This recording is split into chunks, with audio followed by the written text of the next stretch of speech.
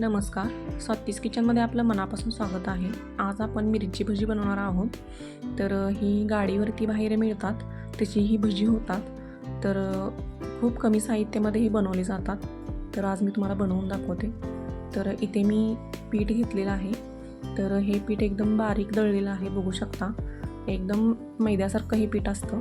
तर हा मोठा वाटका भरून बेसन पीठ घेतलेलं आहे. तर एका मोठ्या बाऊलमध्ये मी हे पीठ घेतलेलं आहे. तर त्याच्यामध्ये आपण मीठ घालूयात चवीनुसार आणि एक छोटा चमचा हळद घालूयात. तर हळद जास्त घालायची नाही, भाज्याचा कलर जरा वेगळा येतो, असा लालसर भजी होतात. तर इथे मी अर्धा चमचा ओवा घेतलेला आहे. तर ओवा जरा हातावर चोळून घालायचा आहे, बघू शकता. तर आता आपण त्याच्यामध्ये सोडा घालायचा आहे. तर सोडा बघू शकता, एकदम छोटा अर्धा चमचा मी सोडा घेतलेला आहे. तर हे पीठ थोडं थोडं पाणी घालून आपण भिजवून घेऊयात. कोणतेही भजी करताना पीठ एकदम बारीकच असावं. तर हे मी गिरणीतून बारीक पीठ धुवून आणलेलं होतं. तर अशा पद्धतीनं हे भजी एकदम छान असे होतात. जेव्हा तुम्ही भज्यासाठी पीठ भिजवता तेव्हा थोडंसं चाळणीने चाळून घेतलं की पिठाच्या उटाळ्या होत नाहीत. पीठ भिजवताना छान असं पीठ भिजवलं जातं. तर बघू शकता, पीठ आता आपण छान असं भिजवलेलं आहे. तर जास्त पातळ करायचं नाही, अशा पद्धतीनं हे फेटलं जातं. फेटल्याशिवाय भजी छान होत नाहीत. तर असे एकदम छान असे कापसासारखे भजी होतात. तर अशा पद्धतीने हे पीठ पडलं पाहिजे, अशी तार आली पाहिजे, बघू शकता. तर पीठ आता भिजवून झालेलं आहे. तर हातामध्ये घेताना अशा पद्धतीनं हातात आलं पाहिजे, किंवा मिरची बुडवताना मिरचीला लागून असं छान असं पीठ आलं पाहिजे. तर थोडा वेळ झाकून ठेवून एक 5 मिनटासाठी ठेवूया. तर इथे मी ह्या मिरच्या घेतलेल्या आहेत. तर ह्या मिरच्या कमी तिखटवाल्या आहेत, बघू शकता. तर ह्या मिरच्या मी अर्ध्या अर्ध्या केलेल्या आहेत.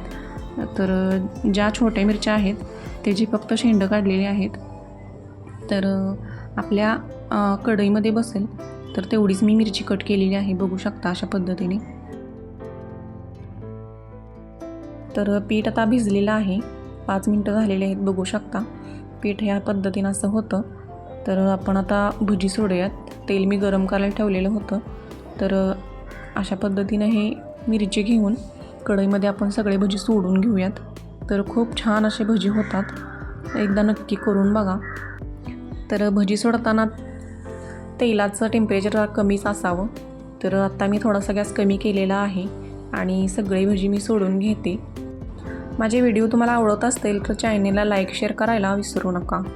तर जेवढे मावतील तेवढेच मी भजी सोडलेले आहेत कढईमध्ये, तेलामध्ये. तर आता आपण पलटी करून घेऊयात. तर बघू शकता, तुम्हाला बघूनच समजलं असेल भजी किती एकदम फुगलेले आहेत. एकदम बाहेर गाड्यावरती मिळतील तसेच हे भजी होतात.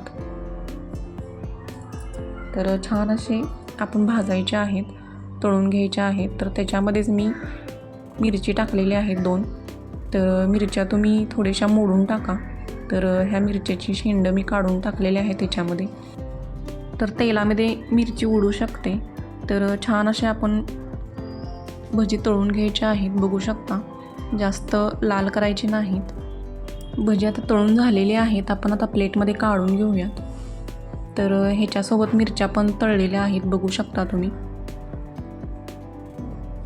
तर छान असे बाहेर मिळते तशी ही भजी झालेली आहेत. तर खूप छान होतात, एकदा नक्की बनवून बघा आणि कमेंटमध्ये सांगायला विसरू नका.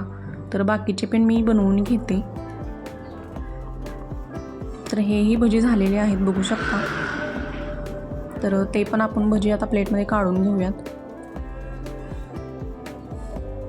तर रेसिपी कशी वाटली नक्की सांगा आणि चॅनलला लाईक शेअर सबस्क्राईब करायला विसरू नका. तर एक भजी मी तुम्हाला तोडून दाखवते. तर बघू शकता, खूप छान ही भजी होतात, एकदम कापसासारखे भजी होतात. तर धन्यवाद.